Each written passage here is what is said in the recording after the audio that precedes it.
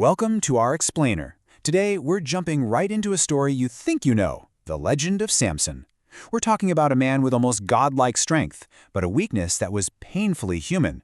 And you know, that one weakness, it was the key to his entire downfall.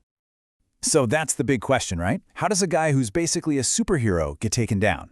This is the story of Samson, a man of legendary power, a true champion for his people. But his entire life, all that incredible strength, it all pivots on one single devastating secret. All right, let's dive in. Okay, so to really get why Samson's fall was so epic, you have to understand just how insanely strong he was. I mean, this wasn't just about being a tough guy, he was literally a one-man army. I mean, can you imagine the sheer audacity of this? Ripping a city's gates right out of the ground wasn't just a party trick, it was a massive act of humiliation against his enemies, the Philistines. It basically screamed, "Your walls, your defenses, they're a joke to me." The guy seemed completely invincible. But of course, everyone's got a weakness, an Achilles heel. And for Samson, it was his love for a woman named Delilah. The Philistine rulers, who were totally desperate to stop him, they saw their chance. They went to Delilah and offered her a staggering sum, 1,100 shekels of silver from each of them, if she could just figure out the secret to his power. We're talking about a life-altering fortune. And just like that, one of the most famous and, honestly, most dangerous games of deception begins. It's his high-stakes game of cat and mouse between two lovers, where you can't tell where the affection ends and the betrayal begins. Delilah, she doesn't mess around. She asks him for his secret, and Samson, well, he decides to play along. He gives her this very specific but totally bogus condition. So, thinking she's got the golden ticket, she puts it to the test right away. She ties him up, just like he said, while Philistine soldiers are hiding in the room, just waiting. And this is the trigger phrase. This is the code word. With the enemy ready to pounce, she yells out the alarm to see if it worked. The trap is officially sprung. And boom, he snaps the bowstrings like they're sewing thread. It's a total bust. So Delilah immediately calls him out. "You lied to me. You made a fool of me." But Delilah? Oh, she's not giving up that easily.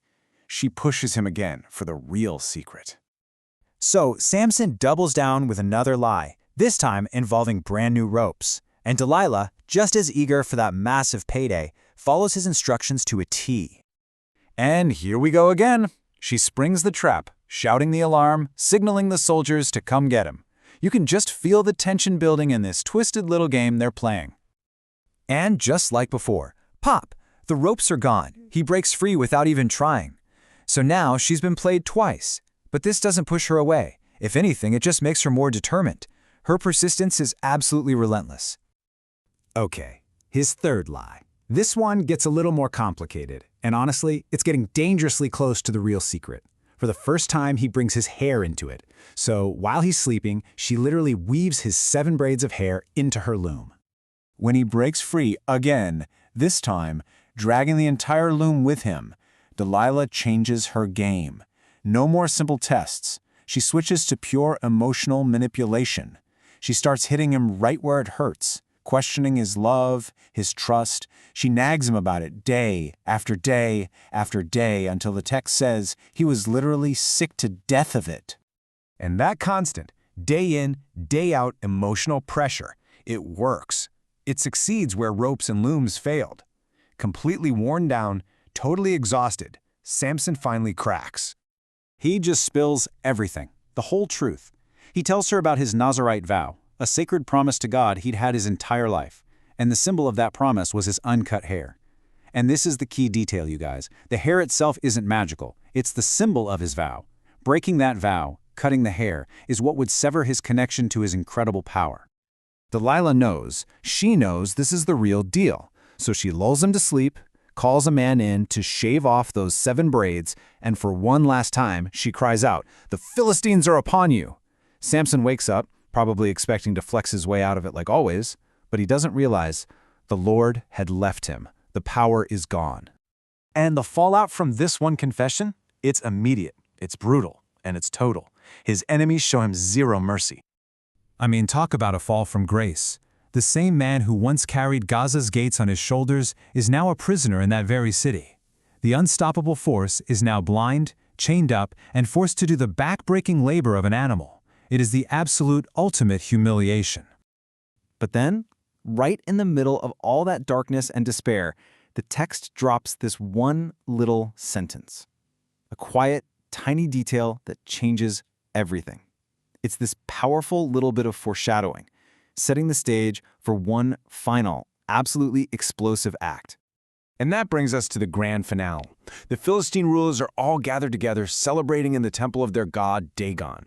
To them, this is more than just a military victory. They believe their god has crushed Samson's god. They are on top of the world. And in their arrogance, they shout, "Hey, bring out Samson! Let's have some fun with him!" So they drag the blind Samson into their temple to be a spectacle, a performing clown for about 3,000 men and women who are packed into this place. He's their ultimate trophy.